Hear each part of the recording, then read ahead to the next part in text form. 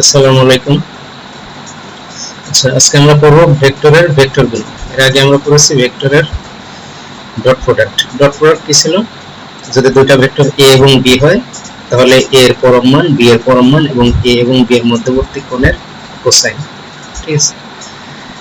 তো সেটা ছিল হচ্ছে ভেক্টরের ডট প্রোডাক্ট। এবং ভেক্টরের ডট প্রোডাক্টকে আমরা ইজি ওয়ে কিভাবে করতাম, জাস্ট দুইটার যে ইয়াগুলো থাকে, কম্পোনেন্ট গুলো থাকে, সেই কম্পোনেন্ট গুলা গুণন করে যোগ করে দিলেই ভেক্টর ডট প্রোডাক্ট আমরা পাই। কিন্তু ভেক্টর ক্রস প্রোডাক্ট হচ্ছে যে মানে সিমিলার আর কি। এটা হচ্ছে যে দুইটা ভেক্টর a এবং b যদি হয়, তাহলে তাদের ক্রস প্রোডাক্ট হবে a এবং b এর পরম মানের গুণফল এবং তার ওই ভেক্টর দুটার মধ্যবর্তী কোণের সাইন থিটা। ঠিক আছে? মধ্যবর্তী কোণ যদি থিটা হয়, তাহলে তার কোণের সাইন। আর এখানে তোমরা একটা ইয়া দেখবা যে স্মল n, ঠিক আছে? স্মল n এবং বোল্ড n, এই বোল্ড n হচ্ছে একক ভেক্টর।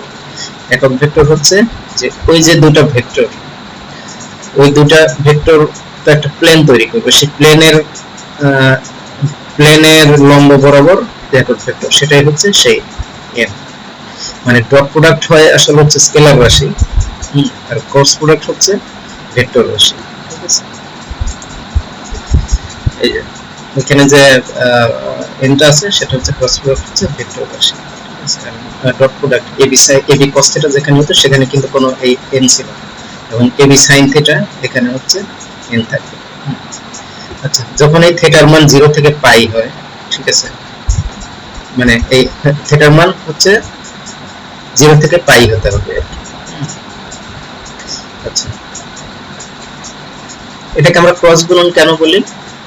দুইটা ভেক্টরের মাঝে এখানে দেখো এই যে a গুণন b, a ক্রস b, আর এটা যে ডট প্রোডাক্ট হতে যায়, তাহলে আমরা দুইটা ভেক্টরের ডট প্রোডাক্ট নিতে হচ্ছে a ডট b। ঠিক আছে? এইজন্য এটাকে ক্রস গুণন বলা হয়। ঠিক আছে? আচ্ছা, এখন ভেক্টর গুণনের জ্যামিতিক ব্যাখ্যা। ভেক্টর গুণনের জ্যামিতিক ব্যাখ্যা হচ্ছে যে ওই যে দুইটা ভেক্টর আমরা ইয়া করব, গুণন করব। ঠিক আছে? গুণন করব, এখানে যেমন দেখো আমরা যে দুইটা ভেক্টর আমরা ইয়া করি, একটা ভেক্টর OA আর একটা ভেক্টর OB। ঠিক আছে? এই দুইটা ভেক্টর যদি আমরা ইয়া করি, গুণন করি, ঠিক আছে, মানে ক্রস প্রোডাক্ট যদি আমরা করি, তাহলে এই যে OA এবং OB মিলে যে সামান্তরিকটা হলো, এই যে সামান্তরিক, ঠিক আছে, OACB, এই সামান্তরিকের ক্ষেত্রফলের সমান হবে। ঠিক আছে? সেটা আমরা ম্যাথমেটিক্যালি এখানে প্রমাণ করব। ঠিক আছে? এবং এবং সেই যে ক্ষেত্রফল, সেই ক্ষেত্রফলের দিক আবার কোন দিকে হবে? এই যে OA এবং OB যে ভেক্টর, যে সমতল, একটা যে সমতলের উপর আছে, সেই সমতলের উপর দিকে এই যে লম্ব বরাবর। ঠিক আছে? এই লম্ব বরাবর হবে। আচ্ছা, এই ক্ষেত্রে একটা জিনিস খেয়াল রাখতে হবে, আমরা যদি OA ভেক্টর আগে বলি, মানে OA গুণন OB, ঠিক আছে, তার মানে কি আমরা এই দিকে যাচ্ছি। ঠিক আছে? এই দিকে যাচ্ছি, তাহলে এটা যদি স্ক্রু নিয়মে যদি আমার হয়, ঠিক আছে, তাহলে স্ক্রু কি হবে? তোমার স্ক্রু এইরকম হবে। ঠিক আছে? এইরকম হবে, তাহলে স্ক্রু উপরের দিকে উঠে গেল। ঠিক আছে? তার মানে ভেক্টরের দিকটা হবে উপরের দিকে। আচ্ছা, আবার যদি এরকম হতো যে OB ভেক্টরটা আগে OB গুণন OA, এটা যদি হতো, তার মানে কি এই থেকে এই দিকে আসলাম, তাই না? এই থেকে এই দিকে আসলাম, এই দিকে আসলাম, তার মানে কি তোমার এটা এই দিকে আসলাম, এই দিকে। ঠিক আছে? OB থেকে OA, তার মানে এই দিকে, তাহলে স্ক্রু কি হবে? নিচের দিকে যাবে, তার মানে তার দিকটা হবে নিচের দিকে। ঠিক আছে? এটা হচ্ছে ভেক্টর গুণনের স্ক্রু নিয়ম। তো যাই হোক, আমরা এর ভেক্টর গুণনের জ্যামিতিক ব্যাখ্যাটা আগে প্রুফ করে নিই। সেটা হচ্ছে আমরা ধরে নিলাম যে এই যে এই ইয়া OA ভেক্টর এবং OB ভেক্টর, OA ভেক্টরকে আমরা A ভেক্টর বললাম, স্মল a, আর OB ভেক্টরকে আমরা B ভেক্টর বললাম, স্মল b। ঠিক আছে? এবং এই দুইটা ভেক্টরের মধ্যবর্তী কোণ হচ্ছে থিটা। ঠিক আছে? এই সূক্ষ্ম কোণটাই আমাদের নিতে হবে। ঠিক আছে? এই OA এবং OB এর মধ্যে আরো একটা কোণ কিন্তু আছে, সেটা হচ্ছে এই যে এইখান থেকে এই পর্যন্ত এতটুকু, এই যে বৃহত্তর যে কোণটা। ঠিক আছে? এটাও এটা কিন্তু আমাদের আসলে এই ক্ষুদ্র কোণটা নিতে হবে। ঠিক আছে? OA এবং OB এর মধ্যে যে ক্ষুদ্র কোণ, এটাই হচ্ছে। ঠিক আছে? তাহলে এর OA এবং OB যদি আমরা ক্রস গুণন করি, তাহলে তার ইয়াটা কি হবে? O এর পরম মান, OB এর পরম মান এবং এই sin থিটা। ঠিক আছে? সেটাই হবে। আর তার ইউনিট ভেক্টর, একক ভেক্টর হবে এই যে O এবং OB এর যে সমতলটা, সেই তলের উপর লম্ব। ঠিক আছে? যেহেতু আমরা OA আগে নিছি, যদি OB আগে নিতাম, OB গুণন OA হইতাম, তাহলে এটা নিচের দিকে হইতো, DO বরাবর। এখন হচ্ছে ওডি বরাবর হবে, ঠিক আছে। আচ্ছা, তো আমরা এই যে দুটো ভেক্টর আমরা নিলাম ওএ এবং ওবি। আচ্ছা, বি থেকে আমরা একটা লম্ব এঁকে দিই এখানে, ঠিক আছে, যেটাকে আমরা এইচ বলবো, ঠিক আছে, লম্ব এঁকে দিই। এখন এখন ক্রস গুণনের সংজ্ঞা অনুসারে আমরা কি পাই? a cross b equal two এই যে ওএ ভেক্টর গুণন ওবি ভেক্টর। তাহলে ও এর পরম মান ও বি এর পরম মান আর sin θ, ঠিক আছে, এটা। আচ্ছা, সেটা আমরা এখানে আমরা লিখে রাখি, ঠিক আছে। এই ইউনিট ভেক্টর যেটা, সেটা আপাতত বাদ রেখে আমরা পরম মান, এই যে যে ইয়ার মানে ক্রস প্রোডাক্ট যে আমরা নিলাম, ক্রস প্রোডাক্টের যে পরম মান এটা, সেটা সি দিয়ে আমরা যদি মানে ইয়া করে নিই, ঠিক আছে, তাহলে পরম মানটা কি হবে? ও এ ও বি আর sin θ, ঠিক আছে। তাহলে ও এটা এখানে রাখলাম, আর ও বি sin θ হচ্ছে এইচ, ঠিক আছে। ও বি sin θ এইচ কিভাবে হয় দেখো, এখানে যদি এটা যদি তোমার অ্যাঙ্গেলটা হয়, ঠিক আছে, তাহলে আমার sin θ এর ফর্মুলা কি? sin θ এর ফর্মুলা হচ্ছে লম্ব বাই অতিভুজ। এখানে লম্ব কোনটা? লম্ব হচ্ছে এইচ আর অতিভুজ হচ্ছে ওবি, মানে ঠিক আছে। sin θ ইকুয়াল টু এইচ ভাগ ওবি, ঠিক আছে। তাহলে এইচ ইকুয়াল টু কত? ওবি sin θ, ঠিক সেরকম H equal to OB sin θ, ঠিক আছে। আমরা যদি বলতাম যে এই যে এইটুকুর মান কত, এইটুকু, ঠিক আছে, নিশ্চয়ই ওবি cos θ হতো, ঠিক আছে, কারণ কি cos θ ইকুয়াল টু ভূমি বাই অতিভুজ, ঠিক আছে। এই যে এটুকু হচ্ছে ভূমি, এখান থেকে ও থেকে এই পর্যন্ত হচ্ছে ভূমি আর এই অতিভুজ, ঠিক আছে। আচ্ছা, এই অ্যাঙ্গেলটা যদি আবার এইখানে হতো, ঠিক আছে, তখন কিন্তু লম্ব কোনটা হতো? লম্ব তখন এইটা হতো, আর ভূমি তখন এই এইচটা হতো, ঠিক আছে। এই জিনিসটা খেয়াল রাখতে হবে। যাই হোক, আমরা কোথায় ছিলাম? সেটা হচ্ছে ও এর এইচ। আচ্ছা, এখানে জাস্ট আমরা একটা 2 দিয়ে গুণ করে এবং হাফ দিয়ে গুণ করলাম, ঠিক আছে। তাহলে এই 2 দিয়ে কাটাকে আমার মূল জিনিসটার কোনো চেঞ্জ হয়নি, ঠিক আছে। তাহলে এই দুইটা আমরা বাইরে রেখে হাফ ও এ ইনটু এইচ, এটুকু কি? হাফ ও এ ইনটু এইচ। তাহলে এটুকু দেখো তো, ও এ বি ত্রিভুজের ক্ষেত্রফল না এটুকু? ও এ বি ত্রিভুজ, ও এ বি এই ত্রিভুজের ক্ষেত্রফল কত? হাফ ইনটু ভূমি গুণন উচ্চতা। তাহলে হাফ ইনটু ভূমি কি? ভূমি ও এ আর উচ্চতা হচ্ছে এইচ, তাহলে এটুকু হচ্ছে, ঠিক আছে। তার মানে 2 ইনটু মানে দুইটা ত্রিভুজের মানে ও এ বি ত্রিভুজ, ঠিক আছে। তাহলে দুই যেহেতু গুণন আছে, তাহলে এই ত্রিভুজটা ও এ বি ত্রিভুজ আর এ বি সি ত্রিভুজ, এটা কিন্তু সমান। এটা যেহেতু সামান্তরিক, সামান্তরিকের কর্ণ সমান দুই ভাগে ভাগ করে, তাহলে এটার ক্ষেত্রফলকে যদি 2 দিয়ে গুণ করি, তাহলে পুরো সামান্তরিকের ক্ষেত্রফল হবে। এই জন্য এই যে ও এ সি বি সামান্তরিকের ক্ষেত্রফল, ঠিক আছে। তার মানে দুইটা ভেক্টরের ক্রস গুণফলের পরম মান সংশ্লিষ্ট সামান্তরিকের ক্ষেত্রফলের সমান। মানে কি? এই যে দুইটা ভেক্টর ও এবং ওবি, এই দুইটার ক্রস গুণনের পরম মান হবে এই যে ও এবং ওবি মিলে যে সামান্তরিকটা তৈরি হবে তার ক্ষেত্রফলের সমান। আচ্ছা, ভেক্টর গুণনের ধর্ম কি? a cross b equal two minus b cross a। আচ্ছা, ডট প্রোডাক্টের ক্ষেত্রে কিন্তু এরকম ছিল না, এখানে মাইনাস ছিল না, ঠিক আছে। a dot b equal to b dot a, but cross গুণনের এখানে মাইনাস আসলো, কারণটা কি? ওই যে তার দিক উল্টে যাবে, ঠিক আছে। এই যে a থেকে b এর দিকে যাওয়া মানে স্ক্রুর বাম দিকে ঘোরানোর নিয়ম অনুসারে a থেকে b এর দিকে, তাহলে উপরের দিকে যাবে। আচ্ছা, b থেকে a এর দিকে যদি হয়, তাহলে এই দিকে ঘুরবে, এই দিকে, ঠিক আছে, এই দিকে ঘুরবে, তাহলে নিচের দিকে যাবে। এই জন্য মাইনাস, দুটার যেহেতু দিক হচ্ছে উল্টা, এই জন্য মাইনাস হবে, ঠিক আছে। এই যে এদের মান ও ধারক রেখা অভিন্ন কিন্তু দিক ভিন্ন, ঠিক আছে। মান সমান, দুটারই কিন্তু মান সমান, আর ধারক রেখা এক, শুধু দিক ভিন্ন। আচ্ছা, থিটার মান যদি 0 অথবা পাই হয়, তাহলে sin থিটা কত? 0 হয়ে যায়। তার মানে দুটা ভেক্টরের ক্রস প্রোডাক্ট 0 হয়ে যাবে তখন, যদি ওই ভেক্টর দুটার মধ্যে কোনো কোণ মান না থাকে অথবা একটা আর একটা বিপরীত দিকে। যদি এই ভেক্টর এই ওই ভেক্টরের উপর দিয়ে আরেকটা ভেক্টর যায়, মানে তাদের মধ্যে কোণের মান 0, তাহলে ক্রস প্রোডাক্ট 0 হবে, কারণ তাদের দ্বারা কোনো সামান্তরিক গঠিত হবে না, ঠিক আছে। আবার যদি বিপরীত দিকে হয়, মানে পাই 180 ডিগ্রি, মানে বিপরীত দিকে, এটা এই দিকে আর আরেকটা ভেক্টর এই দিকে, দুটার ক্রস প্রোডাক্ট তুমি কিভাবে নেবে? এটা কোনোদিনই সামান্তরিক তৈরি করতে পারবে না, ঠিক আছে। তার মানে তার ক্রস প্রোডাক্ট 0 হয়ে যাবে। তাহলে আমরা ডট প্রোডাক্টের ক্ষেত্রে কি দেখছিলাম? দুইটা ভেক্টর লম্ব হওয়ার শর্ত হচ্ছে ডট প্রোডাক্ট 0 হয়ে যাবে, আর দুইটা ভেক্টর সমান্তরাল হওয়ার শর্ত হচ্ছে, অথবা মানে পরস্পর বিপরীতমুখী হওয়ার শর্ত তাদের হচ্ছে ক্রস প্রোডাক্ট 0 হবে, ঠিক আছে। এগুলো মনে রাখবেন।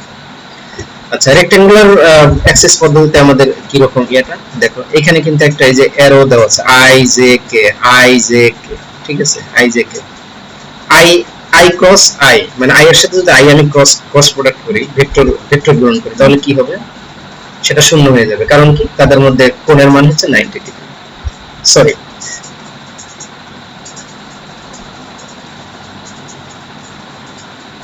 সরি কোণের মান হচ্ছে 0 ডিগ্রি, তাই না? আই এবং আই এর দিকে, আই এর সাথে আই যদি আমরা ক্রস প্রয়োগ করি, তাহলে তাদের মধ্যে কোণের মান যেহেতু 0, আর সাইন সাইন 0 ডিগ্রি হচ্ছে 0, এই জন্য I cross I 0, J cross J 0, K cross K 0, ঠিক আছে। আচ্ছা, আই ক্রস জে কি হবে, I cross J equal to K হবে, ঠিক আছে।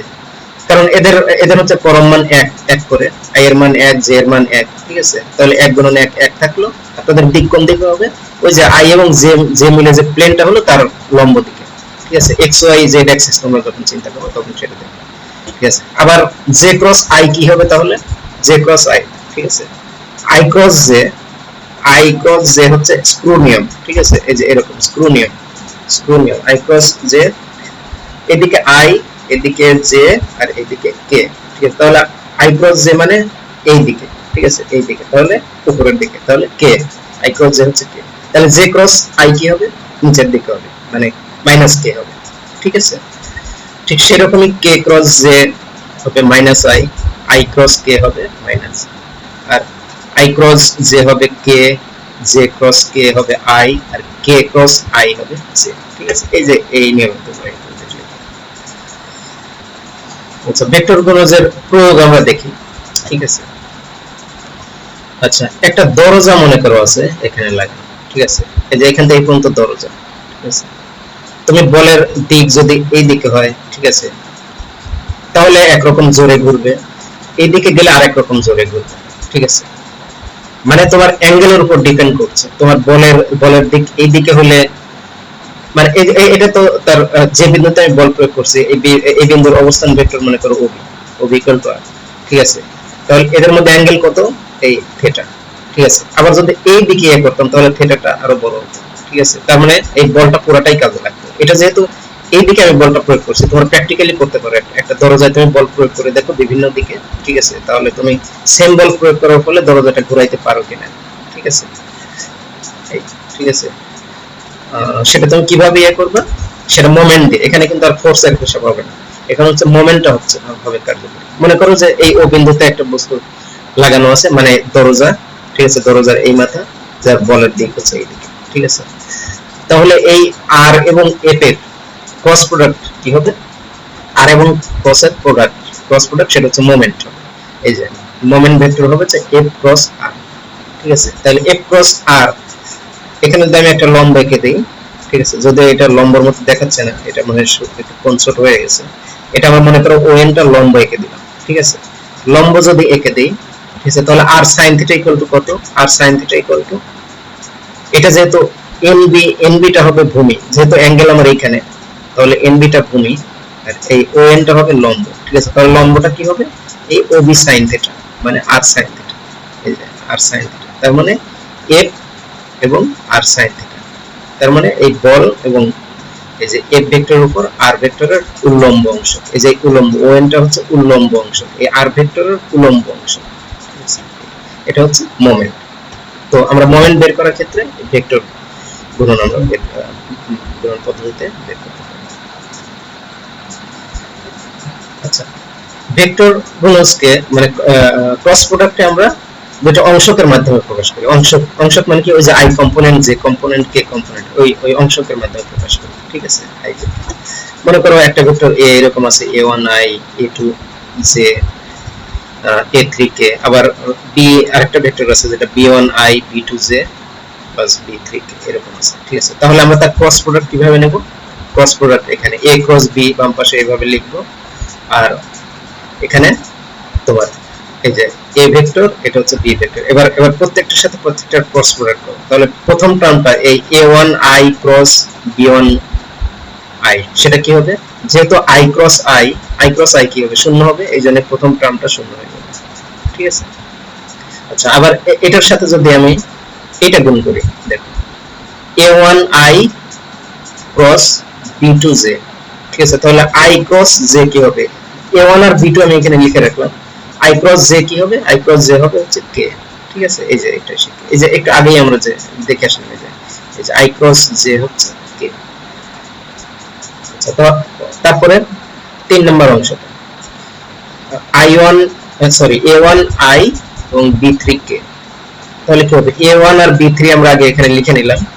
তাহলে i ক্রস k কি হবে? i ক্রস k, i এই দিকে, j এই দিকে, k উপরের দিকে, ঠিক আছে? তাহলে i ক্রস k, তাহলে i ক্রস k, তাহলে এটা কোন দিকে হবে? এটা এই দিকে হবে, তাহলে মাইনাস j হবে, ঠিক আছে? j কিন্তু ওই দিকে আছে, তাহলে i এই দিকে, তাহলে i ক্রস k হবে এই দিকে, ঠিক আছে? আমার দিকে হবে, ঠিক আছে? তার মানে মাইনাস j এর দিকে, এই যে এই জন্য এটা হচ্ছে মাইনাস j, ঠিক আছে? ঠিক ওইরকম ভাবে তোমরা প্রত্যেকটা এর সাথে তোমরা ওইভাবে করে দেখো, দেখবা যে এই কয়েকটা টার্ম তোমরা পাবা, ঠিক আছে? এটা তোমরা হচ্ছে করবে নিজে নিজে ওখানে করবা খাতায়, ঠিক আছে? করলে দেখবা যে তোমরা এই টার্ম পাচ্ছ। আচ্ছা, এটাকে এখন এই সব i কম্পোনেন্ট, j কম্পোনেন্ট আর k কম্পোনেন্ট গুলো হিসেবে আমরা ভাগ করে নিলাম। এই যে i কমন নিয়ে দেখলাম যে এর মধ্যে এইটা তো আছে, j কমন নিয়ে দেখলাম এরকম, k কমন নিয়ে। এখন এটাকে আমরা নির্ণায়কের মাধ্যমে এটা লিখতে পারি। এই যে উপরের এই লাইনটাকে নির্ণায়কের মাধ্যমে লিখতে, তো তোমরা এটা এলাবোরেট করো, করলে দেখবা যে এই উপরের ইয়াটাই পাবে, ঠিক আছে? তার মানে দুটো ভেক্টরের ক্রস প্রোডাক্টকে আমরা এইভাবে নির্ণায়কের মাধ্যমে আমরা লিখতে পারি। এখন একটা অনুসিদ্ধান্ত, ঠিক আছে? অনুসিদ্ধান্ত হচ্ছে a b c তিনটা মনে করো ভেক্টর, এবং তিনটা ভেক্টর যদি সমতলীয় হয়, সমতল মানে একটা টেবিলের উপর মনে করো তিনটা ভেক্টর আছে, একটা খাতার উপর তিনটা ভেক্টর আছে, তাহলে সেটা কি রকম হবে? সেটা হচ্ছে a cross b dot c equal to 0 হয়ে যাবে, ঠিক আছে? মানে দুইটা ভেক্টরকে, প্রথম দুইটা ভেক্টরকে গুণ করে তৃতীয়টার সাথে ডট প্রোডাক্ট যুক্ত করবে, প্রথম দুইটা ভেক্টরের সাথে ক্রস প্রোডাক্ট, এবং যে ভেক্টরটা তোমরা পাবা সেটা তো ভেক্টর পাবো ক্রস প্রোডাক্ট নিয়ে। এই যে a এবং b দুটো যদি ভেক্টর মানে ক্রস প্রোডাক্ট করো, তাহলে একটা ভেক্টর পাবো, সেই ভেক্টরকে ডট প্রোডাক্ট করবো c এর সাথে, তাহলে দেখবো এটা 0 হয়ে যাবে যদি তারা সমতলে থাকে। তাহলে এই যে এরকম দুইটা লাইন লেখা যায়, এটাও লেখা যায়, এটাও লেখা যায়। এবং এই লাইন যদি লেখা যায়, তাহলে সেটাকে তোমরা দেখবে যে ডিটারমিনেন্ট হিসেবে আমরা যদি লিখতে চাই, তাহলে সেটা এরকম হবে, ঠিক আছে? তোমরা দেখো এই জিনিসটা এইভাবে লেখা যায়। আচ্ছা, এবার কিছু প্রবলেম করে। এখানে প্রথম প্রবলেমটাই যেটা ঢাকা বোর্ড, বরিশাল, দিনাজপুর, সিলেট এইসব বোর্ডে আসছে, দুটা ভেক্টর a এবং b দ্বারা গঠিত সমতলের উপর একটি লম্ব ভেক্টর বের করতে হবে। আচ্ছা, এখানে অবশ্যই তাহলে ক্রস প্রোডাক্ট নিতে হবে, ঠিক আছে? a এবং b যদি আমরা ক্রস প্রোডাক্ট নিই, তাহলে অবশ্যই সেটা a আর b এর উপর লম্বই হবে, তাই না? আমরা তো এর আগে জানি। কিন্তু এখানে বলছে একক লম্ব ভেক্টর। একক লম্ব ভেক্টর মানে কি? ওই যে এই দুটাকে ক্রস প্রোডাক্ট করে আমরা যে ভেক্টরটা পাইলাম, তাকে যদি আমরা মান দিয়ে, যদি ওই ভেক্টরটার মান দিয়ে যদি আমরা ভাগ দিই, তাহলে একক লম্ব ভেক্টর, ঠিক আছে? তাহলে এই দুইটা ভেক্টর আগে ক্রস প্রোডাক্ট বের করি। ক্রস প্রোডাক্ট বের করার নির্ণায়কের মাধ্যমে আমরা বের করতে পারি। সেটা হচ্ছে, দেখো যে a ক্রস b, তাহলে আমরা i j k উপরে লিখলাম, আর এদের কম্পোনেন্ট গুলো আমরা লিখব। এই যে এর প্রথম কম্পোনেন্ট 2, দ্বিতীয় কম্পোনেন্ট -6, তৃতীয় কম্পোনেন্ট হচ্ছে -3, আর b এর হচ্ছে প্রথম কম্পোনেন্ট 4, যে 4, আর দ্বিতীয় কম্পোনেন্ট 3, যে 3, আর তৃতীয় কম্পোনেন্ট হচ্ছে -1, ঠিক আছে? এই -1, তাহলে ডিটারমিনেন্টটা আমরা বের করে নিলাম। তাহলে আমরা এই যে এই ভেক্টরটা আমরা পেলাম, a ক্রস b, আমরা এই ভেক্টরটা পেলাম। এখন এই ভেক্টরটা অবশ্যই a b প্লেনের উপর লম্ব হবে, ঠিক আছে? এই ভেক্টরটা এবার একক ভেক্টর, ওইদিকে একক ভেক্টর যদি বের করতেছি, তাহলে আমরা এর মানটা আমাদের বের করতে, এর মানটা কি হবে? √15 square plus -10 square plus 30 square, ঠিক আছে? এই যে দেখো 15 স্কয়ার -10 স্কয়ার প্লাস 30 স্কয়ার √, তাহলে এর মানটা আমরা পেলাম। তাহলে এই 35 হলো, এই 35 দিয়ে আমরা এটাকে যদি আমরা ভাগ দিয়ে দিই, তাহলে একক লম্ব ভেক্টর হবে। এই যে একক লম্ব ভেক্টর, এখানে আগে যদি আমাদের স্মল n হিসেবে লেখা হয়েছে, এখানে ইটা হিসেবে লেখা হয়েছে। এটা আসলে ইটা কিনা আমি শিওর না, হয়তো n ই লিখতে চাইছে, অথবা এটাই হয়তো হোয়াটএভার, যাই থাকুক এটা কোনো সমস্যা না। তাহলে একক লম্ব ভেক্টরটা হবে হচ্ছে এইটা, ঠিক আছে? বিকল্প পদ্ধতি আছে, তোমরা এটা বুঝে নিবা বিকল্প পদ্ধতি। আচ্ছা, প্রশ্নমালায় যাই। প্রশ্নমালা হচ্ছে এখানে দুটো a এবং b দুটো ভেক্টর আছে, ভেক্টর দুটো নিম্নলিখিত ভেক্টরগুলো a ক্রস b তোমরা কিভাবে বের করবে? a ক্রস b ওই যে আগের নিয়মে ডিটারমিনেন্ট হিসেবে আইজে কে উপরে লিখবা, আর তার এ এর কম্পোনেন্ট এই লাইনে, আর তৃতীয় লাইনে হচ্ছে বি এর কম্পোনেন্ট। ঠিক আছে, লিখতে তোমরা জাস্ট ডিটারমিনেন্ট যেভাবে বের করবে, ডিটারমিনেন্ট যদি ভুলে গিয়ে না থাকো, এই প্রথমটা ডিটারমিনেন্ট অলরেডি তোমরা জানো, সেটা প্রথমটা রেখে এই ফার্স্ট রো ফার্স্ট কলাম বাদ দিয়ে যেটা থাকবে কোফ্যাক্টর, সেগুলো গুণন করে হবে। আচ্ছা, আর এটা যদি তোমরা বের করতে চাও, তাহলে এ আর বি দুটো যোগ করতে হবে। এ আর বি তোমরা যোগ অলরেডি জানো, আবার এ আর বি মাইনাস করতে হবে, এ থেকে বি এর মাইনাস করতে হবে, করে তারপরে যে দুইটা বের করবো সেই দুইটার ক্রস প্রোডাক্ট করতে হবে। করলে তোমাদের এখানে আনসার দেওয়া আছে, তোমরা আনসারগুলো বের করবে। আচ্ছা, বাকিগুলো তোমরা করে নিও। ধন্যবাদ, ভালো থেকো, নিরাপদে থেকো। আসসালামু আলাইকুম।